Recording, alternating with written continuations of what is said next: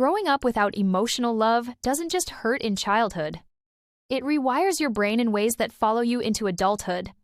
If you didn't receive consistent warmth, affection, or validation as a kid, there are 5 patterns you're probably still carrying today without realizing why. What actually happened?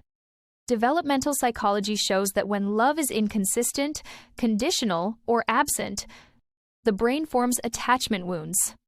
These don't disappear with age. They shape how you see yourself, how you connect, and how safe love feels. Pattern 1. Hypervigilance. First, you become hypervigilant in relationships. Your nervous system learned early that love was unpredictable. So now you scan constantly for signs someone will leave. You overanalyze texts. You read into tone changes. You brace for abandonment even when things are stable. This isn't paranoia, it's a survival response. Psychology calls this anxious attachment. Pattern 2. You can't receive love. Second, you struggle to accept love or compliments. Kindness feels uncomfortable. Praise feels wrong. When you grow up unloved, your brain forms a deep belief, I'm not worthy. So when love shows up now, your brain rejects it because it contradicts that belief. You crave connection, but can't hold it when it's offered. Pattern 3. Overachieving or people-pleasing. Third, you become an overachiever or chronic people-pleaser. If love was conditional, you learned your value came from performance. So you chase success, perfection, or usefulness. If I do enough, I'll be lovable. But it never feels like enough, because you're trying to earn what should have been given freely. Pattern 4. Emotional numbness. Fourth, emotional numbness. When caring wasn't safe, your brain learned to shut feelings down. If you don't feel, you can't be hurt. Now, as an adult, you feel disconnected from others and from yourself. You're not cold. You're protected. Psychology calls this emotional blunting or dissociation. Pattern 5. Fear of being a burden. Fifth, you carry a deep fear of being a burden. If your needs were ignored or dismissed, you learned to minimize yourself. You apologize constantly. You don't ask for help.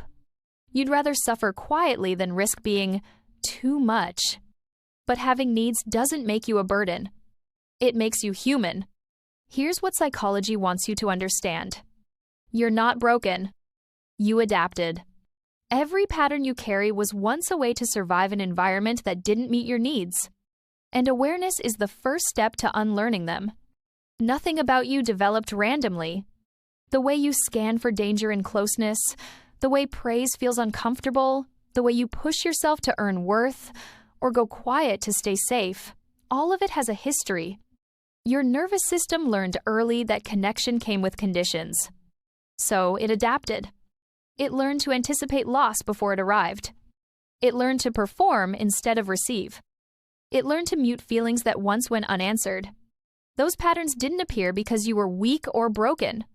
They appeared because, at one point, they were the smartest option available to you. But survival strategies don't disappear on their own. They wait for permission to stand down. And that permission starts with understanding what they were built to do. You don't heal by shaming yourself for still carrying these responses. You heal by recognizing that the part of you that adapted is the same part that can relearn safety, connection, and trust. You are not defective for needing reassurance. You are not needy for wanting consistency.